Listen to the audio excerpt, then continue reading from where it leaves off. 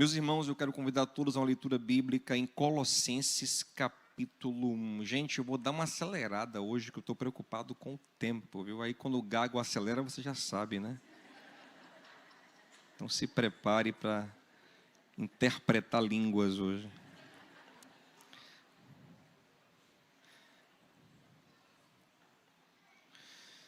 Vamos lá em Colossenses capítulo de número 1.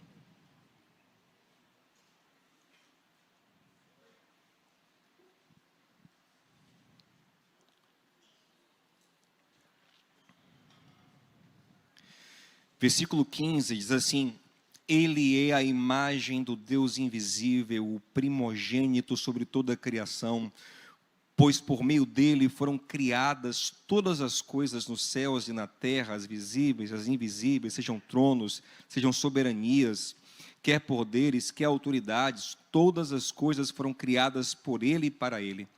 Ele é antes de todas as coisas e por meio dele tudo subsiste. Ele é a cabeça do corpo, que é a igreja, é o princípio e o primogênito dentre os mortos, para que em tudo tenha supremacia, pois foi do agrado de Deus que nele habitasse toda a plenitude, e por meio dele reconciliasse consigo todas as coisas, tanto as que estão na terra, quanto as que estão nos céus, estabelecendo a paz por meio do seu sangue derramado na cruz. Antes vocês estavam separados de Deus e eram inimigos dele, por causa da disposição interior e do mau procedimento de vocês. Contudo, agora, ele os reconciliou pelo corpo físico de Jesus, por meio da morte, para apresentá-los diante dele santos, sem culpa e livres de toda acusação. Meus irmãos, a vida tem coisas muito lindas e saborosas, mas a vida também tem coisas feias e amargas. Há pessoas que se focam nas coisas lindas e saborosas e têm uma perspectiva bem positiva da vida, e elas estão enxergando uma parte da realidade. Há outras cujo foco se repousa mais nas coisas feias, nas coisas não agradáveis, e tem uma perspectiva mais negativa da vida. Isso é normal. O problema é que o ser humano tende a extremar a sua visão. Sobretudo no nosso tempo, estamos num tempo de grande polarização. Então existe no mundo pessoas extremamente positivas e até criticamente chamadas de que tem uma positividade tóxica. O que seria isso? É aquela pessoa tão positiva que passa a ser alienada da realidade dura da vida e insensível. E está sempre dizendo, vamos para cima, vamos vencer, não tem tempo ruim. Mas às vezes ela parece um tanto quanto desconectada, tanto quanto insensível, parece às vezes não respeitar a si mesmo e ao outro, na necessidade de parar, de chorar, de estar introspectivo muitas vezes. Mas ela enxerga a vida assim, com cores muito saturadas. Isso é um extremo. Tem um outro extremo de uma galera que filosoficamente a gente chama de nihilista, que se foca tanto nas coisas tristes da vida, que a vida fica opaca. A vida fica cinza ou preto e branco. E dizem que nada, a vida é horrível, as coisas são duras, a realidade da vida é desanimadora, né? E é uma galera que extrema para um lado, para o outro lado também. E geralmente esses grupos extremos, eles não se gostam, eles se atacam, né? Porque os mais pessimistas olham para esses muito otimistas e dizem alienados, insensíveis, chatos, né? Mentirosos, porque vendem uma coisa que não existe. E os positivos olham para esses mais acinzentados e dizem, rapaz, ô povo chato, ô povo ou freio de mão puxado, sai de perto de mim, se você dá até azar. E tem essa dualidade, né? E, infelizmente, isso entrou na igreja. Eu acho que os dois extremos influenciam bastante o pensamento cristão hoje. Tem uma fé muito positiva, uma galera de vamos para cima, é Davi matando Golias, sou eu derrubando gigante, a vitória é em mim, é em nome de Jesus. E tem uma galera meio Eclesiastes, tudo é vaidade, nada faz sentido, é correr atrás do vento. E eu adianto a você que eu não quero hoje propor o caminho do meio, que geralmente é um caminho interessante. Quando a gente tem extremos, geralmente o caminho do meio, o caminho do equilíbrio, é um caminho interessante. Mas eu não quero propor isso. Eu quero propor o caminho que eu considero ser o de Cristo. Como Cristo quer que nós olhemos para a vida? Isso é muito importante, porque essa forma, essa lente que vamos ter para a vida influencia profundamente nosso pensamento, nosso sentimento, nossa atitude, nossa vivência. Precisamos definir com que óculos enxergar, a vida mais saturada, a vida mais opaca, como enxergar de fato a realidade à luz do Evangelho de Cristo. E eu quero que você, se você é da galera mais acinzentada, da galera mais colorida, que você se abra para entender o que a gente vai conversar aqui, até porque a gente tem que respeitar, porque existe até uma tendência temperamental nesse sentido. Pessoas de temperamento mais melancólico tendem para uma visão mais opaca. Pessoas de temperamento mais efusivo tendem para uma visão mais colorida. Mas independente de qual é a nossa tendência natural, a nossa influência, a nossa cultura, nossa formação familiar, existe um evangelho para guiar todos nós. Existe um espírito para nos transformar. Amém, gente? Vamos lá, vamos construir esse caminho aqui juntos com a graça de Deus, um desafio grande. Hoje se vira nos 45, Diogo, fazer tudo e nascer tudo. Vamos lá, vamos tentar. Seguinte, primeira coisa que a gente tem que entender é por que os judeus, eles resistiam a Jesus, os judeus do tempo de Jesus, especialmente eu estou falando. Por várias razões, por inveja, por ciúmes, porque a luz que estava em Cristo confrontava as trevas que haviam neles. Entretanto, existe uma outra razão muito importante. Nós temos que entender, gente, que quando Deus chamou Abraão para caminhar com ele, para começar a formar o povo de Deus, a cultura da época era extremamente politeísta, e Abraão foi um pioneiro no monoteísmo. O monoteísmo era estranho, hoje é natural. Hoje o monoteísmo tomou o mundo, mas na época de Abraão, a ideia de ter um Deus só era esquisita. Abraão que era o esquisito. E Deus chamou Abraão para essa vida onde ele vai ter apenas um único Deus, o Deus verdadeiro, o Deus criador dos céus e da terra. Só que Abraão, ele vai ter descendentes, o povo hebreu, que vai ficar escravo por séculos dentro do Egito, que tem uma cultura extremamente politeísta. Então, quando Deus chama o povo dele, faz nascer o povo dele do útero que é o Egito, Deus então começa a trabalhar muito nessa questão. Vocês precisam entender que só existe um Deus. Não era fácil para eles. Desde o início, logo nos primeiros dias caminhando com Deus no deserto, eles já fizeram um bezerro de ouro. Era muito natural ter outros deuses. E Deus, olha, você tem que ter um. Eu sou o único Deus. O mandamento mais fundamental da Bíblia, Deuteronômio 6,5, diz: o Shema Israel fala isso. Ouve Israel, o Senhor teu Deus é o único Deus.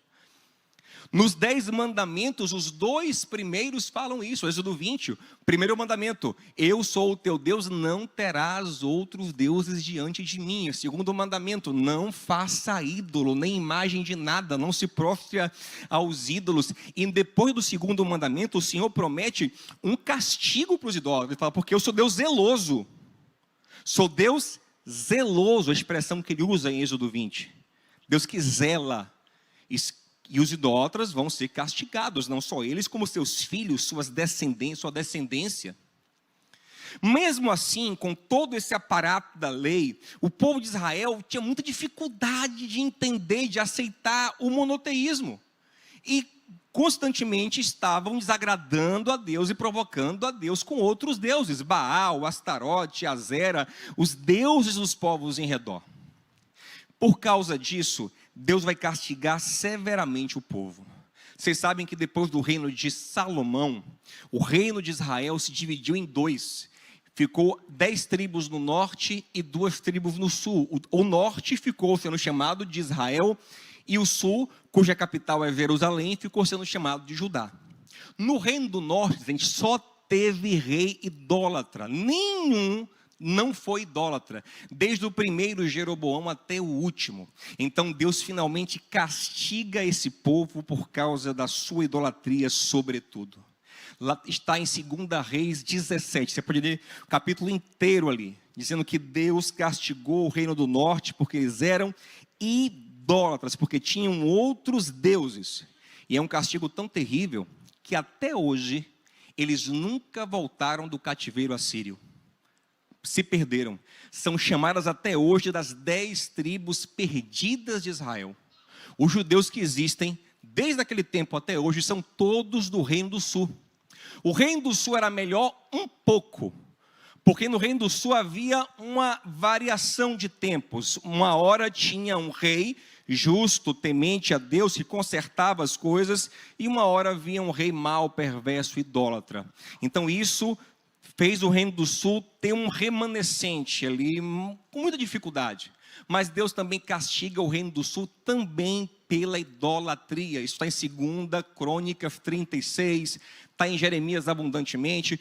Por causa da idolatria, Deus manda Nabucodonosor, imperador babilônico, para levar cativo o povo de Judá, o povo do Reino do Sul. Só que esse cativeiro, ao contrário do Reino do Norte, que foi para sempre, o do Sul durou 70 anos, como Deus disse que ia fazer através de Jeremias. Depois desse período, o povo de Judá volta para Jerusalém, reconstrói o templo, reconstrói a vida na terra prometida. E aí uma coisa muito curiosa vai acontecer. O pecado mais recorrente do povo de Israel, que é essa idolatria nominada, essa idolatria a ídolos externos, materializados, personificados, não vai acontecer mais. Depois do cativeiro babilônico, o povo ficou traumatizado. Você não vai ver mais judeu adorando Baal, Azera, Astarote e nenhum outro deus assim. Eles vão ter idolatrias do coração, idolatrias camufladas, como a avareza, o orgulho, a justiça própria, mas eles não idolatram mais outros deuses nominados. Nunca mais. Eles morrem de medo disso. Eles viram que o norte foi destruído por isso.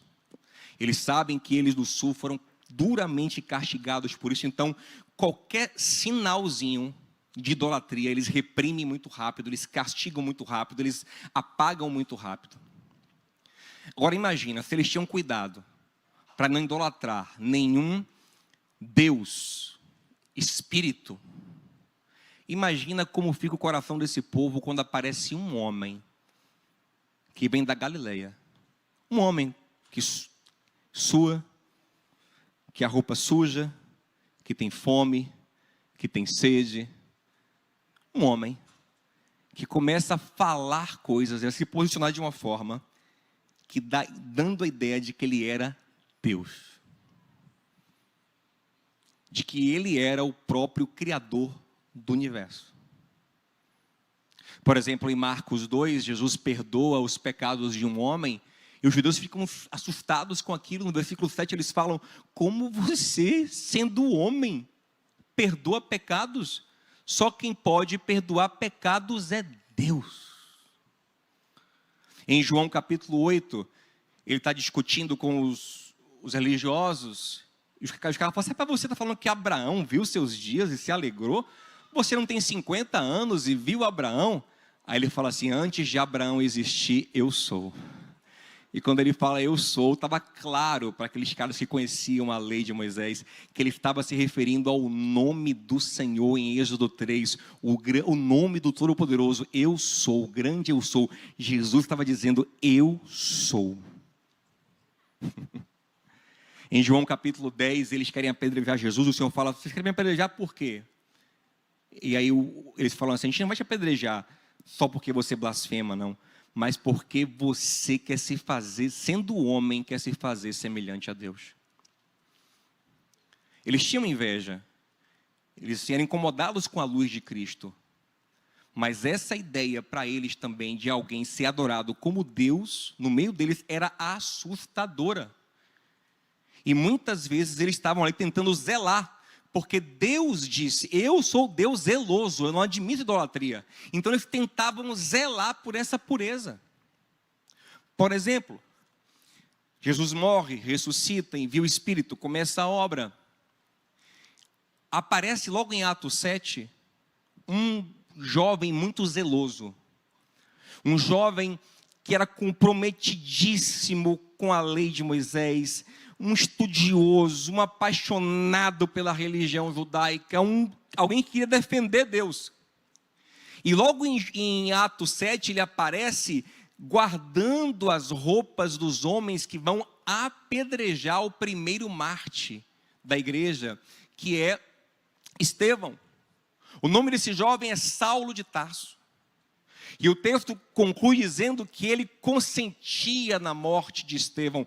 Ele, talvez por ser mais novo, não ousou jogar a pedra, não tinha essa moral diante dos anciãos, mas ele vai lá e guarda a roupa, apedreja esse miserável, esse blasfemo, essa pessoa que está ameaçando todo o povo de Israel. Para eles, admitir aquela conversa de Jesus Deus era ameaçar a existência do povo judeu. E Paulo está revoltado com isso.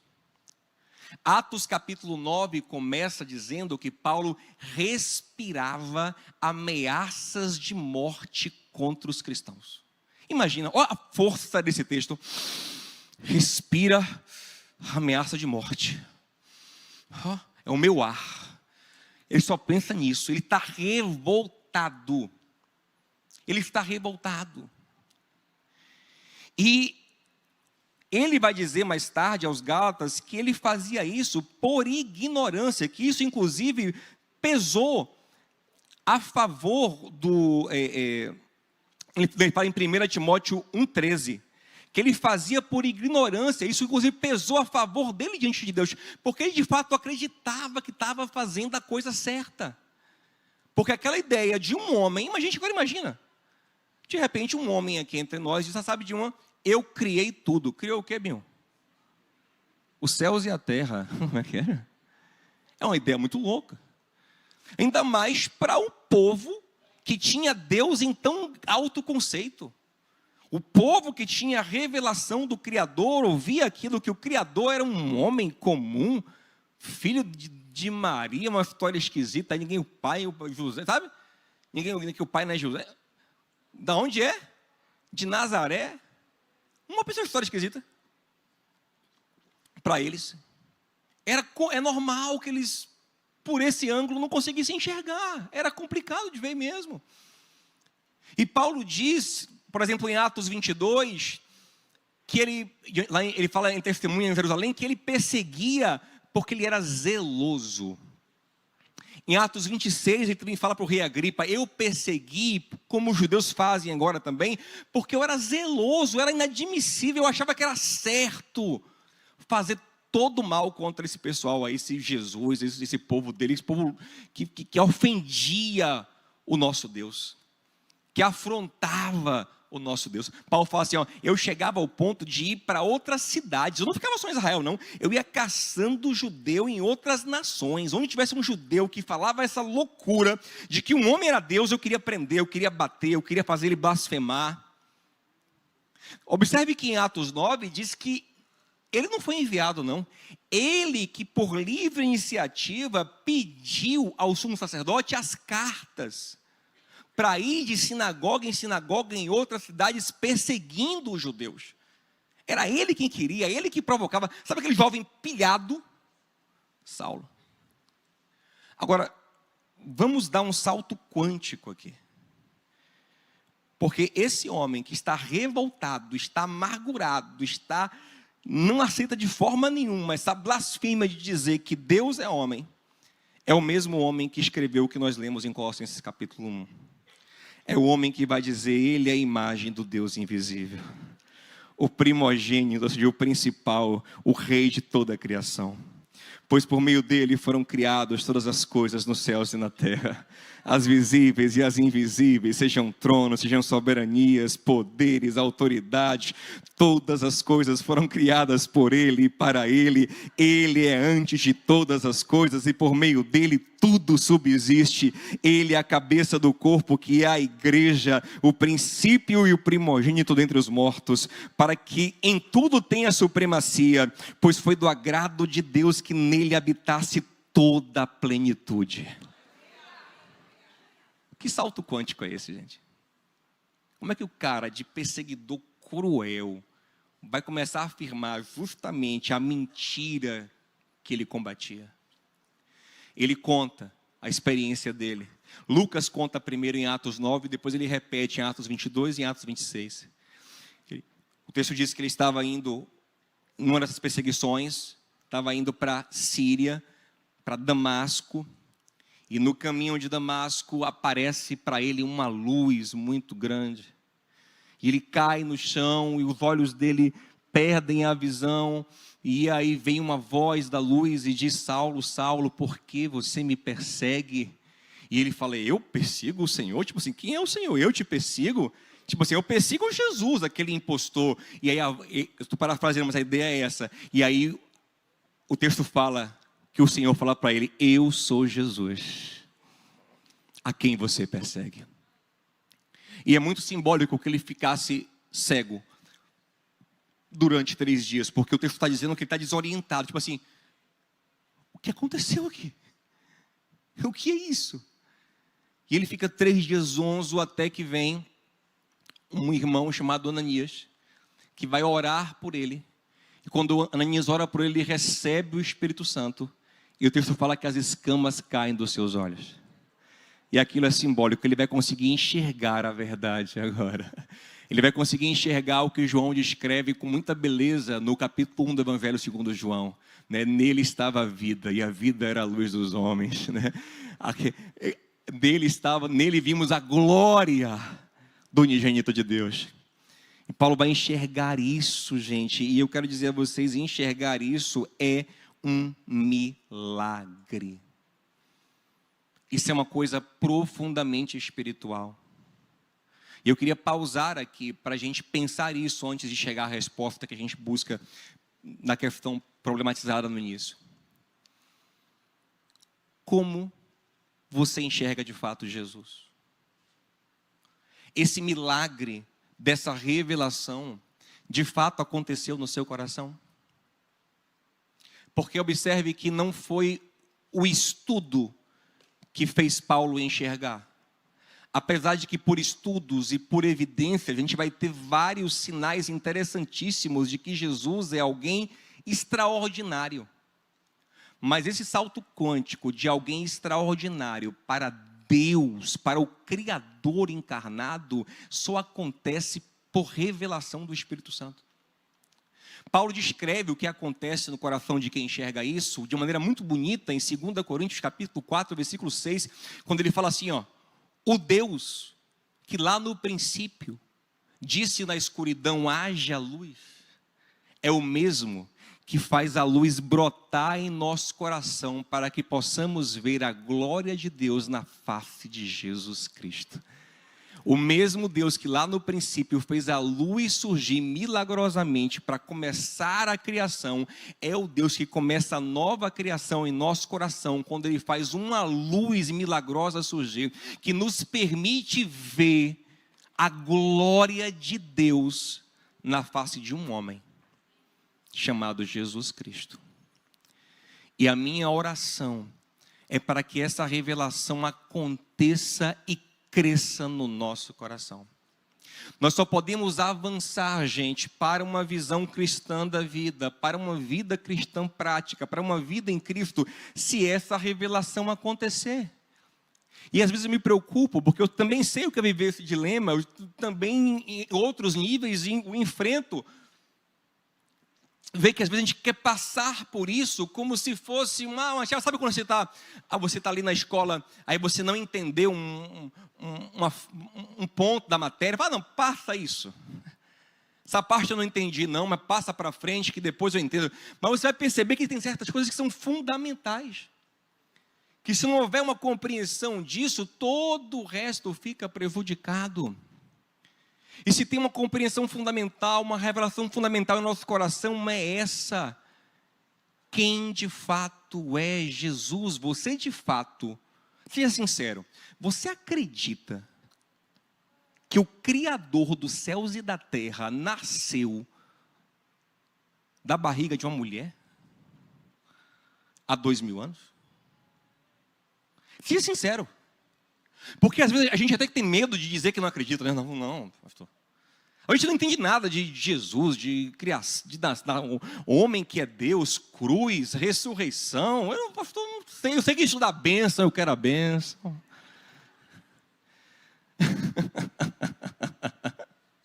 Temos que ser sinceros. Fingir que acredita não vai te ajudar a crescer.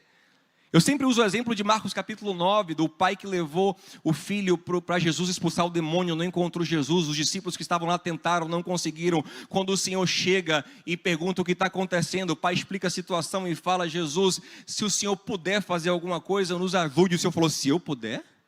Se você puder crer, Binho. Tem Binho no original? Eu vou fazer a Bíblia ainda, minha versão. Tudo é possível ao que crê.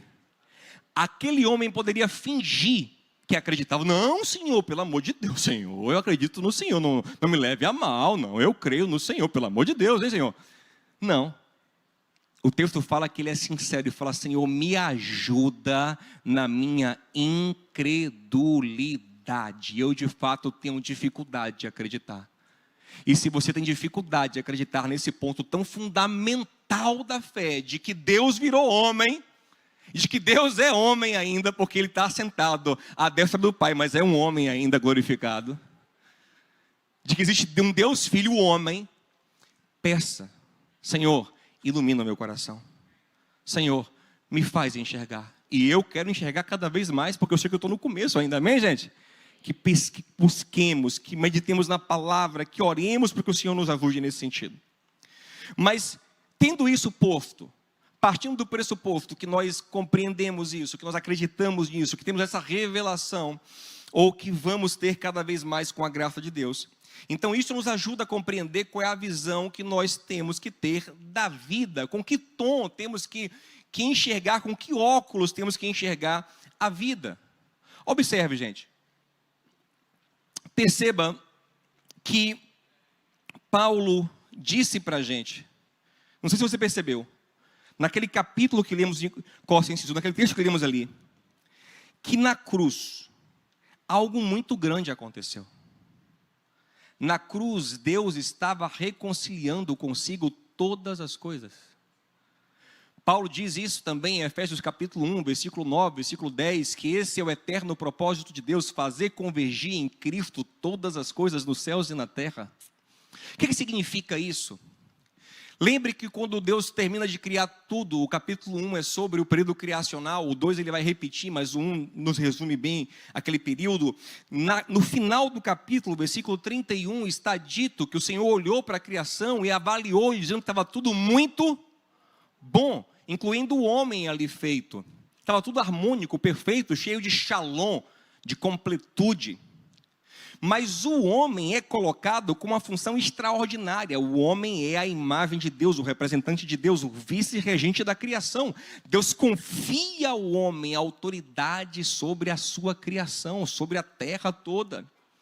Mas no capítulo 3, a gente não sabe quanto tempo passou até isso acontecer, mas no capítulo 3, o homem, ele peca, ele cai. Quando ele cai, ele abre a porta para que a maldade entre no mundo, para que toda a estrutura cósmica seja bagunçada, para que a criação seja bagunçada. Veja, por exemplo, Gênesis 3,17, onde Deus fala para Adão: você pecou e por sua causa a terra é maldita, a criação vai sofrer. Paulo trabalha a mesma ideia em Romanos capítulo 8, versículo 20, quando ele diz que por causa do pecado toda a criação sofre, e a criação fica gemendo, esperando a plena manifestação dos filhos de Deus, ou seja, a restauração dos homens é a restauração da criação, porque a criação foi sujeita aos homens. Então a criação, a natureza, tudo fica gemendo, o mundo caído, esse mundo cheio de males, está gemendo, o mundo não queria ser assim. A criação não queria estar afetada pelo mal.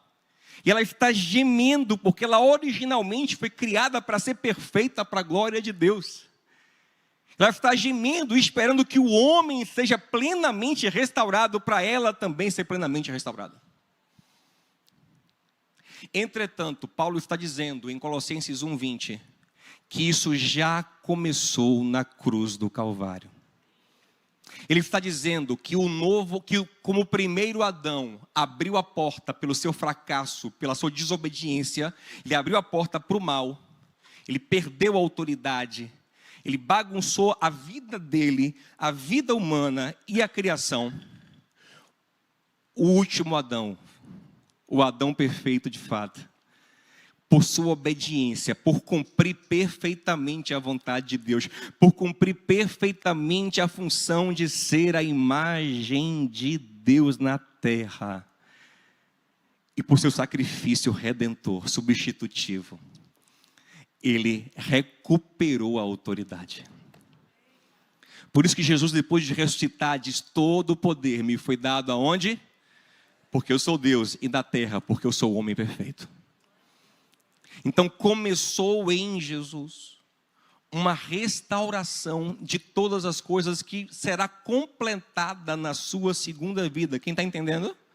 Está muito denso? Está comigo? Vamos lá então, que a gente já vai encerrar. Preste atenção. E isso, se todo o cosmo é abençoado a partir da cruz, você tem que entender a dimensão do que é a cruz. Imagina o que está acontecendo com aqueles que são a imagem de Deus, que estão sendo restaurados na imagem de Deus, que estão sendo transformados em filhos de Deus.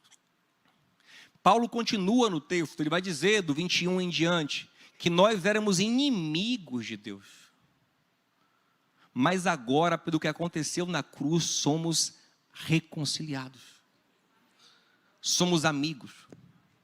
Para você entender mais ou menos o que significa, tem uma ilustração maravilhosa na antiga aliança, que é a Páscoa. E essa semana é a semana de Páscoa, então é bom que pensemos sobre isso. Lembra das pragas do Egito? Nas pragas do Egito, Deus está se revelando ao Egito e ao mundo através do Egito, como o único e verdadeiro Deus. Cada praga daquela desmascarava um ou mais deuses. E Deus está fazendo isso como? Usando a natureza, mostrando que quem governa sobre o mundo natural é Ele. Quem governa tudo é Ele. Ele vai desmascarando Osíris, todo mundo. Na nona praga, a penúltima, da escuridão, ele vai desmascarar o Deus mais poderoso do Egito, que é Ra, o Deus Sol. Ele traz uma escuridão de 3 dias e mostra que o dono da luz não é Ra, é ele. Então ele está ali, mas observe, se você observar o texto, você não vai ver ninguém morrendo em nenhuma destas pragas. Nenhum ser humano morre nessas pragas, pelo menos o texto nos mostra isso. O que nos dá a entender que são pragas pedagógicas. Deus está reposicionando as coisas, educando o Egito, Israel e o mundo. Mas então vem uma 10ª praga. E essa praga agora não é apenas pedagogia, essa praga agora é uma pena retributiva. Deus vai cobrar o pecado. E agora vai ter que ter morte, porque o preço do pecado é morte. E o Senhor vai visitar com um anjo vingador todas as casas do Egito. E em cada casa ele vai colher o primogênito da casa como uma oferta pelo pecado, como um preço por causa do pecado. Porém, Deus manda um mensageiro, um pregador do Evangelho. O que é Evangelho? Uma boa notícia. Moisés é um pregador do evangelho da antiga aliança. E ele prega para Israel dizendo: olha, isso vai acontecer. Vai vir o juízo de Deus. E vocês também vão sofrer o juízo de Deus, porque vocês também têm pecado. A não ser que quando o vingador vier, ele encontre no batente da porta de vocês marcas do sangue de um cordeiro, que vocês vão matar no lugar de vocês. Em vez de morrer o primogênito, vai morrer um cordeiro no lugar. E aí o povo que acreditar... Agora, pense comigo. Se um hebreu ouvisse isso, ouvisse essa pregação e não acreditasse, e não ficasse em casa debaixo das marcas do sangue, ele sofreria? Ou se ele não colocasse o sangue na casa dele, a praga entraria? Entraria. Ele tinha que acreditar na mensagem. É pela fé. Se um egípcio, por acaso ouvisse e acreditasse, e colocasse as marcas do sangue no batente da porta, a praga entraria? Não, porque Deus foi claro em Êxodo 12. Onde tiver a marca do sangue, eu vou pular essa casa. Daí vem a expressão em hebraico Pesach, que é Páscoa. Vou passar por cima, eu vou pular, aleluia. É só acreditar. É só acreditar. Agora pense naquela manhã da Páscoa. Os judeus preparando o cordeiro, acreditando que aquilo que Deus falou é verdade. Pegando um cordeirinho puro, podia ter no máximo 1 ano, você pode ler isso em Êxodo 12. Matando o cordeiro e passando o sangue na porta. E ficando quietinho lá dentro. E quando chega meia-noite, vem o anjo vingador. E ele vai colhendo, castigando pelo pecado. Mas onde ele vê que um cordeiro morreu no lugar daquela família, ele pula. Mas no fim, preste atenção, no fim, não só aquelas pessoas são poupadas da vingança, da ira de Deus, do juízo de Deus. Uma coisa ainda mais impressionante acontece. Eles agora finalmente são libertos. Eles agora finalmente vão sair para uma nova vida.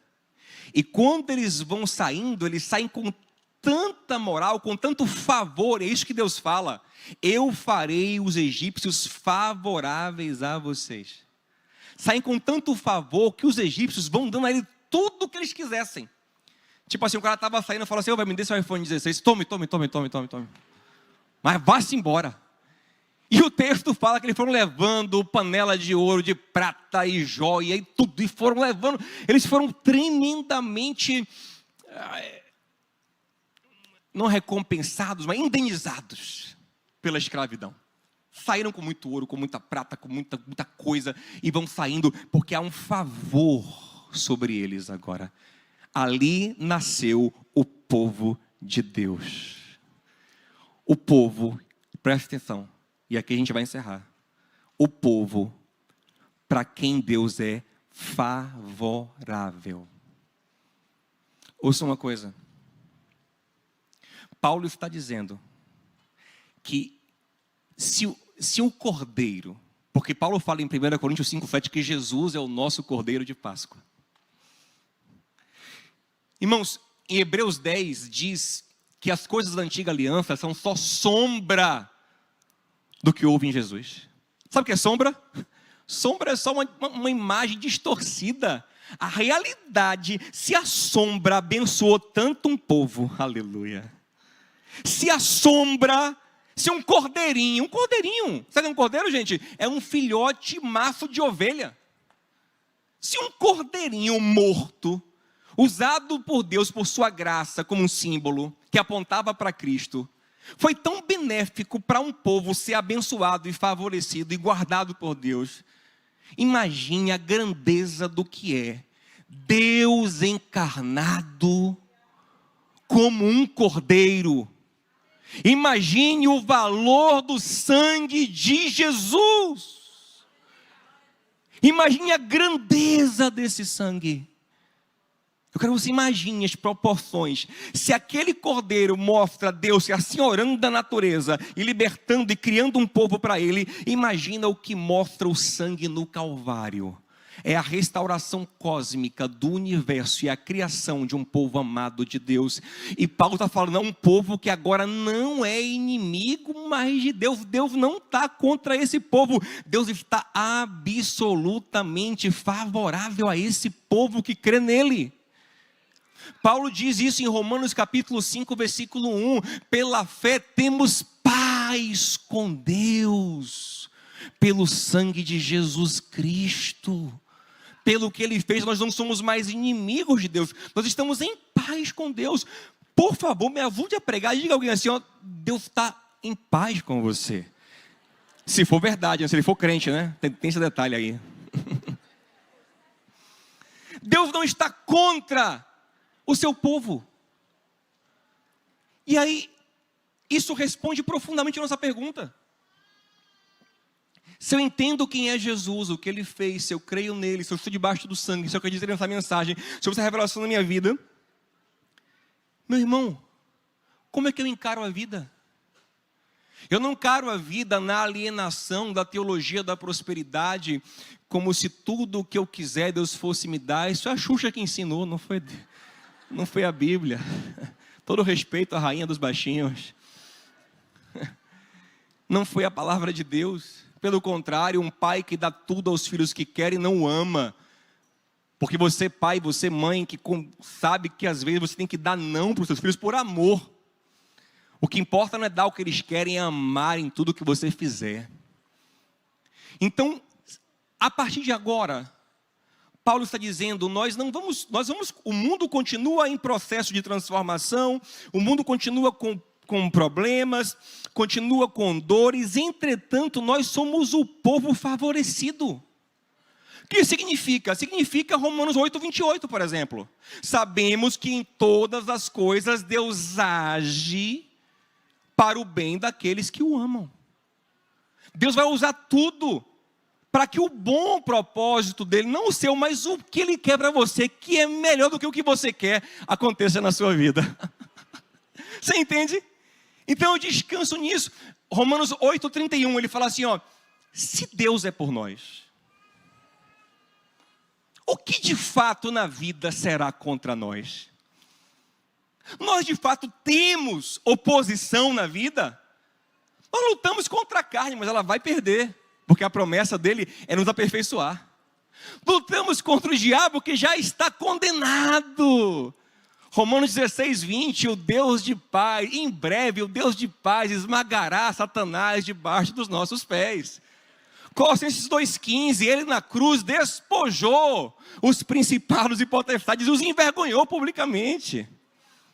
Todos os nossos inimigos estão derrotados. Na verdade, nós já estamos numa vida onde Deus nos é favorável.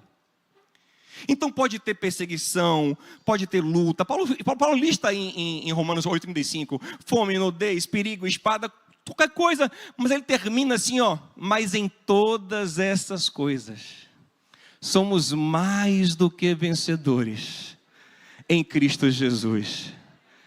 Porque na verdade o que mais importa na vida, que é ser amado em qualquer situação, já vai acontecer, está garantido. Ele fala, porque eu estou bem certo que nem morte nem vida, nem anjo nem principado, nem o presente nem o futuro, nem altura e nem profundidade ou qualquer outra criatura pode nos separar do amor de Deus que está em Cristo Jesus. Então, meu irmão, qual é o óculos que eu coloco para ver a vida? O óculos do sangue de Jesus. O óculos de quem, pela misericórdia e pela graça de Deus, ouviu a mensagem, acreditou, ficou pianinho ali, debaixo do sangue do Cordeiro, e começou a ver, eita rapaz, uau, que bondade é essa comigo? Que misericórdia é essa? Aquele povo foi para o deserto, foi tentado, sofreu, padeceu, mas era o povo de quem Deus cuidava. E nós ainda mais, porque a aliança deles era inferior à nossa, eu repito. Então, meus amados, nós não temos que ser positivos, tóxicos, alienados, achando que vamos realizar todos os nossos sonhos. Mas longe também de ser nihilistas, ó vida, ó céus. Não! Na verdade, Paulo vai desenvolver em Colossenses, capítulo 2, versículo 7, ele vai falar, sabe como a gente vive? Enraizado e firmado nele, transbordando de gratidão. Só transborda de gratidão quem reconhece que está muito agraciado. Quem reconhece que em todas as coisas transborda uma graça, um cuidado, um favor, uma misericórdia nas coisas mais grandiosas e nos detalhes mais pequenos, sabe? As coisas mais maravilhosas. Enfim, às vezes eu conto as coisas que pode até parecer boba, mas para te mostrar como é que funciona o ser grato a Deus em tudo. Ontem mesmo eu estava numa crise de soluço ontem à noite. Pai, não vai passar esse negócio não, é? Eu não sei se passou ou se eu dormi primeiro. Eu não sei o que aconteceu. Sei que eu acordei, eu falei, cadê? Não passou. Daqui a pouquinho veio de novo. Desde manhã cedo, eu disse, meu Deus, isso não vai passar não, é? E aí, tal. Aí, quando eu estava no Uber vindo, eu falei, Senhor, o Senhor quer que eu pregue assim? Vai ser engraçado, viu? Mas assim, o Senhor é tão maravilhoso. O Senhor cuida de mim. Se o Senhor quiser que eu pregue assim, graças ao teu... vai ser legal, vai ser uma nova experiência que a gente vai ter juntos, hein? Rapaz, quando eu orei assim, coloquei a mão assim na barriga, que eu tirei, eu peguei o celular, que eu esqueci. Quando eu olhei, meu irmão, tinha sumido. Eu não sei se o que é que Deus queria... Sabe o que eu quero te mostrar? Que a vida é assim. É o que Paulo diz em Filipenses capítulo 4, ele fala assim, eu sei estar exaltado, eu sei estar abatido, eu sei ter abundância, eu sei não ter nada. Eu aprendi o segredo de estar bem em qualquer situação. Sabe qual é o segredo? Eu posso tudo naquele que me fortalece. Eu estou com Ele, é isso que importa. Então é claro que eu não posso olhar a vida como se ela fosse cinza, não, porque o Criador da vida está comigo. Aquele que reconciliou a criação consigo mesmo na cruz. Então eu estou de bem com a vida. Ó, a Xuxa agora de novo. Estou de bem com a vida. Só alguns pegaram. Eu estou de bem com a vida. Porque eu estou de bem com o Criador da vida. Amém, gente? E por isso eu posso viver o que Paulo ensina em Filipenses 4:4. Olha que coisa linda para fazer. Alegrai-vos sempre no Senhor.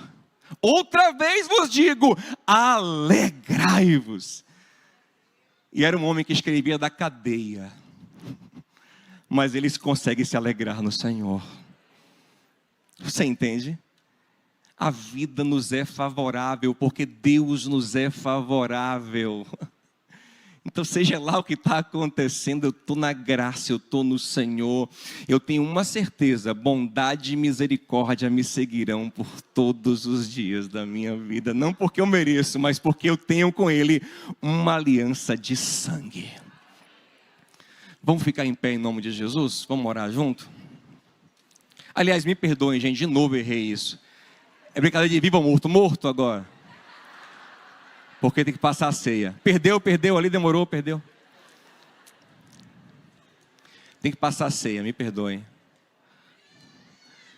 Pegue o seu cálice, pegue o seu pão, você que tem aliança com Jesus.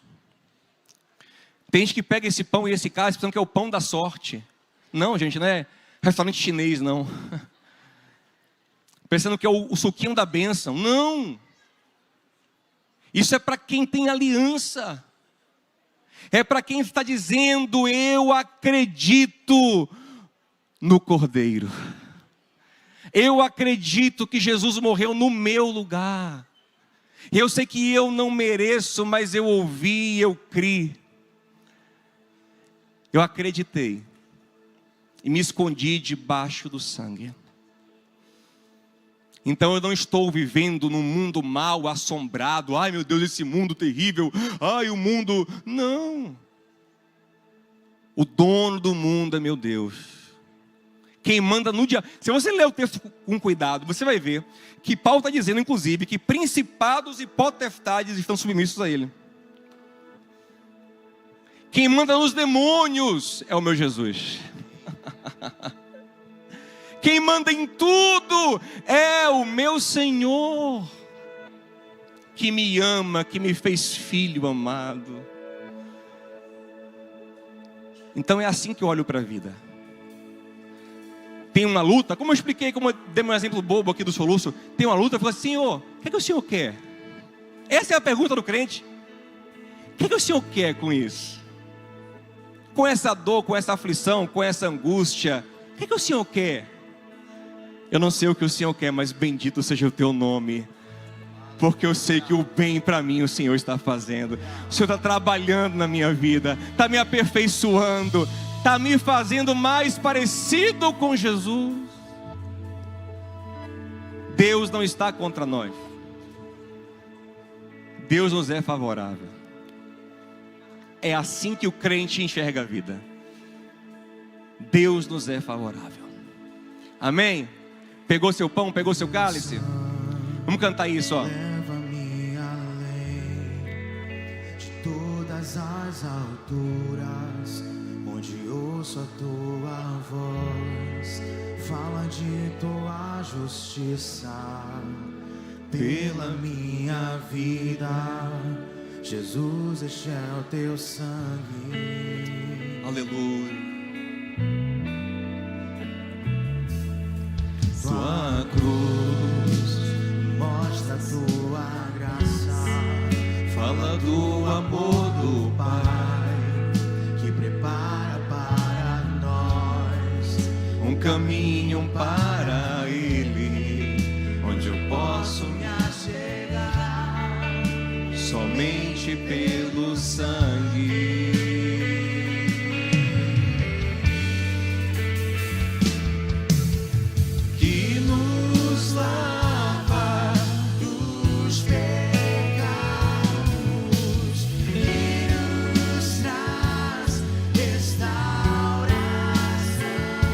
Nada além do sangue, nada além do sangue de Jesus,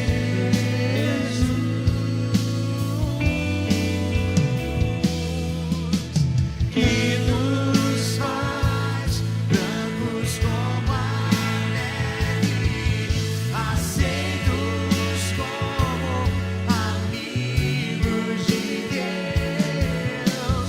Nada além do sangue de Jesus. Vamos ficar em pé para a gente encerrar esse culto ceando juntos, em pé. Gente, é isso. Você começa a olhar para os problemas da vida e você não chama o mal de bem. O mal é mal.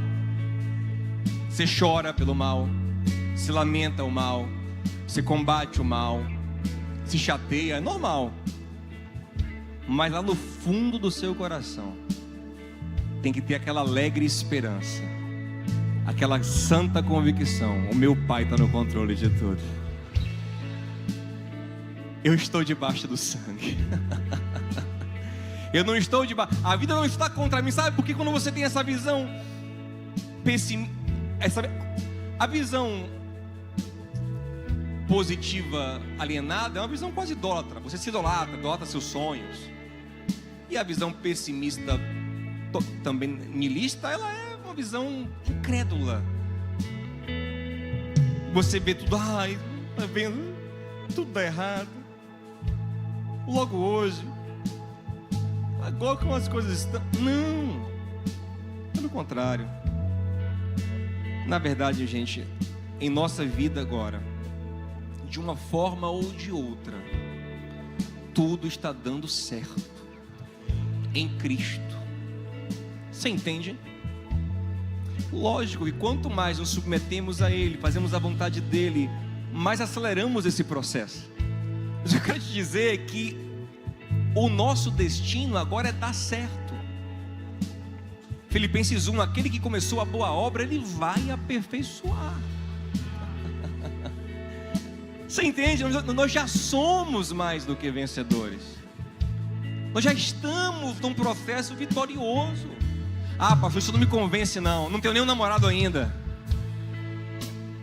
Você entende? Aí se você foca num ponto que você acha ruim e se amargura, você para de entender a beleza da graça que te envolve. Há uma graça envolvendo a sua vida. Há um plano lindo, maravilhoso do Senhor de revelar Jesus em você, que está acontecendo, que vai se complementar em Cristo a cada dia. Então você olha para a vida com gratidão, você chora, você lamenta quando é necessário, mas lá no fundo do coração está sempre aquela convicção: está doendo, mas eu sei que Ele está comigo, eu sei que Ele está cuidando de mim, eu sei que eu não estou sozinho, eu sei que Ele está no controle, e Deus não está contra mim. É isso que eu quero que mais fique no seu coração hoje. Deus não está te pirraçando, Deus não está contra você, não está lhe perseguindo não, Ele pega no meu pé, não. Ele te ama. Em Cristo Jesus nós somos amados. É o que Paulo está dizendo. Gente, Deus encarnado morreu na cruz. Olha o que ele fala. Pronto, aqui dá para a gente encerrar lindamente. Romanos 8,31 ele fala assim: se Deus é por nós, o que será de fato contra nós? Quem de fato é nosso inimigo, uma vez que Deus é nosso amigo e que age em todas as coisas? Amém, gente? Aí no 32 ele fala uma coisa linda. Ele fala assim, ó: aquele que não poupou seu próprio filho, mas o entregou por amor de nós, não nos dará juntamente com ele todas as coisas? Deus não é mesquinho, Ele vai te dar tudo o que você precisar, no tempo certo, na hora certa. Algumas coisas só receberemos na glória eterna mesmo, porque é lá que temos que receber, amém, gente? Mas a nossa vida está resolvida. Nós estamos vivendo no lucro. Estamos vivendo em Cristo. Estamos vivendo na bênção, na graça, no amor, na misericórdia, amém, gente? É nisso que nós estamos vivendo. O mundo é mau, é caído, mas está sendo restaurado para a glória de Deus. E nós somos a luz do mundo em Cristo, amém, gente? Com a graça do Senhor. Pegue esse pão. Pegue esse pão.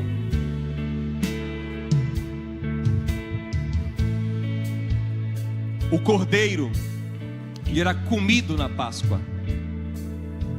Por que o cordeiro era comido? Porque ali tem uma mensagem. O cordeiro é um cordeiro puro, um cordeiro santo. E o povo que está sendo santificado está absorvendo a natureza do cordeiro. Quando Jesus diz: esse é meu corpo, comam, Ele está dizendo: eu não só estou salvando vocês do juízo, mas estou salvando vocês de vocês mesmos. Eu estou colocando em vocês uma nova natureza. Vocês vão participar da minha natureza, da minha essência. Olha como isso é profundo. A aliança que nós fazemos é uma aliança tão profunda que ela não é apenas externa, mas ela é interna. É Jesus em nós, agora vivendo em nós. Isso é maravilhoso demais.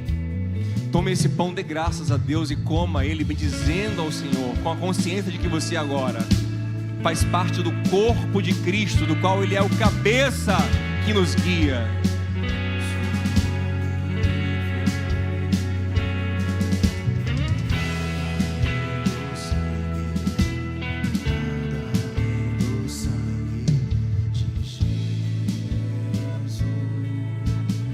Após cear,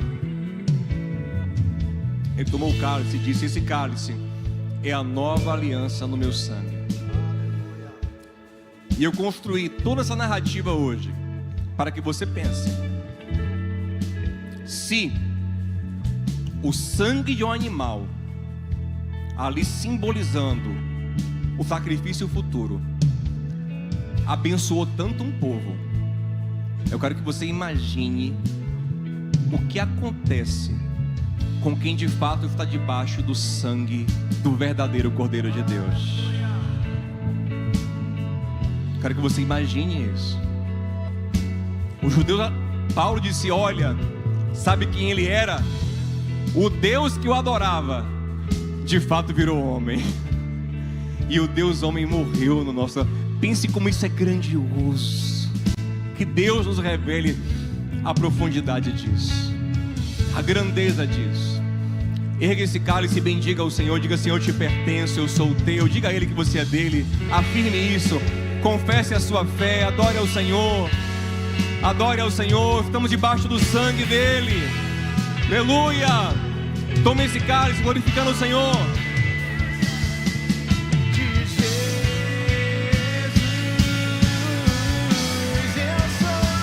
Diga: eu sou livre. Eu sou livre. Aleluia. Eu sou livre. Nada além do sangue, nada além do sangue de Jesus. Eu sou livre. Eu sou livre. Eu sou livre. Nada além do sangue, nada além do sangue de Jesus. Para encerrar, vamos ver. Teu sangue leva-me além de todas as alturas. Cante isso. Onde ouço a tua voz, fala de tua justiça pela minha vida. Jesus, este é o teu sangue. Meu Deus, nos revele isso, Senhor. Nos revele esse poder, Senhor, essa graça. Tua cruz mostra a tua graça, fala do amor do Pai que prepara para nós um caminho para Ele, onde eu posso me achegar somente pelo sangue. Diga isso com fé, com fé, com fé. E me lava. Que nos lava dos pecados,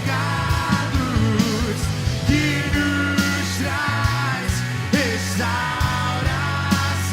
É o povo do sangue. Nada além do sangue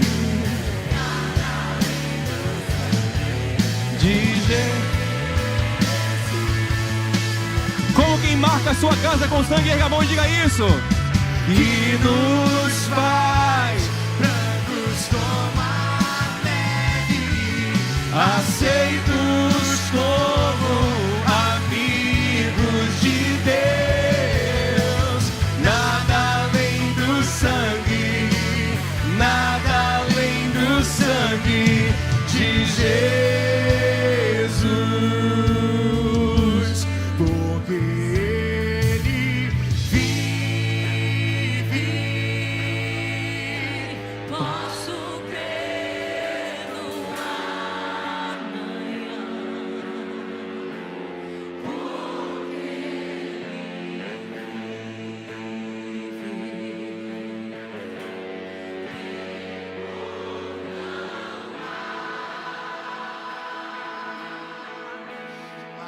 Mas eu bem sei Que a minha vida, aleluia, está nas mãos do meu Jesus, que vive. Ele ressuscitou, aleluia. Oh, glória a Deus, aleluia. Glória a Deus. Que o amor de Deus, o nosso Pai, e a graça de Cristo, nosso Senhor, comunhão e consolação abundante do Santo Espírito encha você e a sua casa, a sua vida está marcada pelo sangue do Cordeiro. Deus te abençoe, boa semana. Deus te abençoe, meu irmão, minha irmã. Vai em paz. Amanhã de manhã no grupo, hein? Inscrição para o aniversário da igreja.